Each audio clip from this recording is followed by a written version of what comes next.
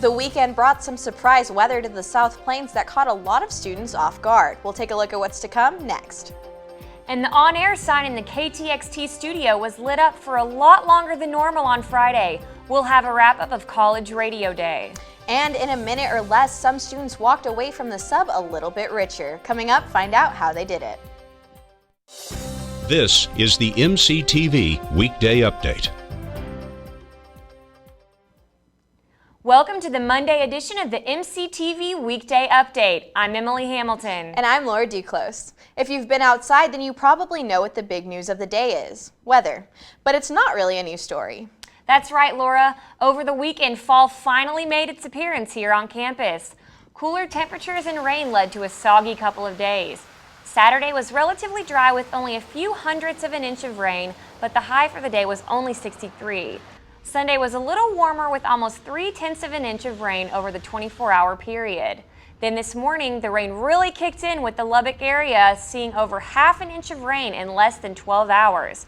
So far, we've only seen highs in the upper 50s. Although the weather made for a tough commute for most students this morning, the rain is a welcome sight on the South Plains. In less than 24 hours, we've already passed our rain total for all of August and September. So the big question, will the soggy, cool conditions continue into this week? We'll let you know a little later on in our MCTV forecast. Unlike the weekend, Friday's weather was a bit nicer, and that worked out great for the annual celebration of College Radio Day. I spent the day with the KTXT team to find out more about their festivities. College Radio Day was held last Friday to help celebrate and raise awareness about the importance of radio stations on college campuses. Radio is important because it provides students opportunities that they otherwise wouldn't have with a fully licensed broadcast radio station at their disposal. Texas Tech is one of several colleges and universities across the United States that actually has a real radio station that involves students. Along with a 24-hour broadcast, KTXT FM The Raider also had remote stations outside of the Student Union building and inside of Culture Clothing later that night. Besides telling fellow students about KTXT, staff members of the station also passed out t-shirts, stickers, and CDs after students followed the Raider on social media. We're just kind of celebrating what College Radio Day has done for us, brought us together, brought us some real-world experience, and kind of sharing that with students as well. The Veranda remote location was especially successful, with many students wanting to get involved, and even attracted some KTXT alums. I loved it. I loved every moment of it, and since then I do voiceover work, and then I also work on campus. But college radio is so important because it's an independent streak. You know, students can be themselves. You need to take advantage of that. You get great experience, and I have to say that it probably was one of the best experiences of my life.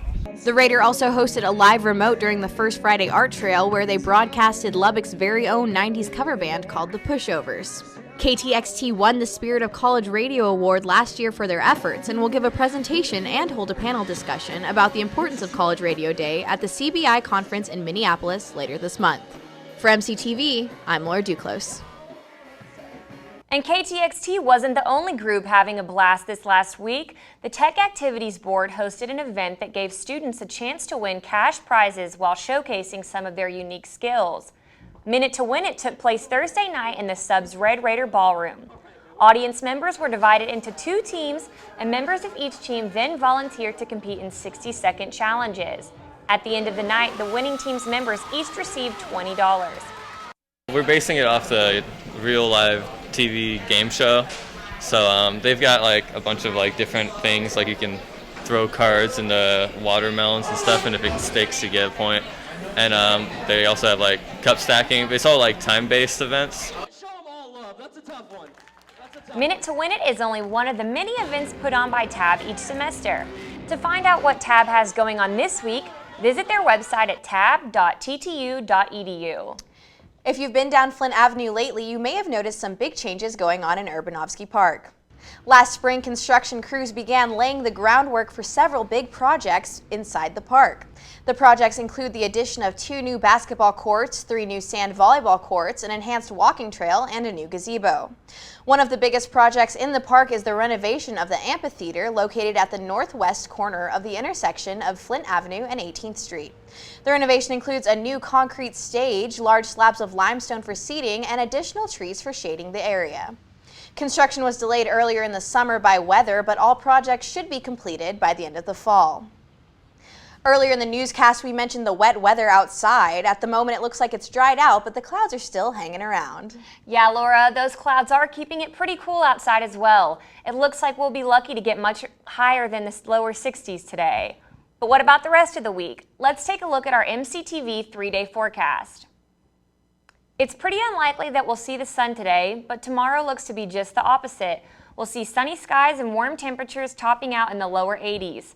Wednesday should be more of the same with a few clouds and a slight chance of rain, but all of that could change on Thursday with rain chances currently at 80%. Highs on Thursday will climb into the 70s, but expect cooler temperatures when the wet weather arrives. Looking ahead, wet weather could continue into the weekend. The Texas Tech Red Raiders headed out to Arlington late last week for a big matchup with Baylor on Saturday.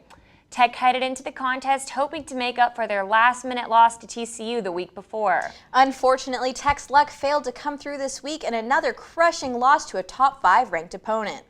The number 4 ranked Baylor Bears put on an offensive clinic with the Red Raiders, scoring 63 points to Tech's 35.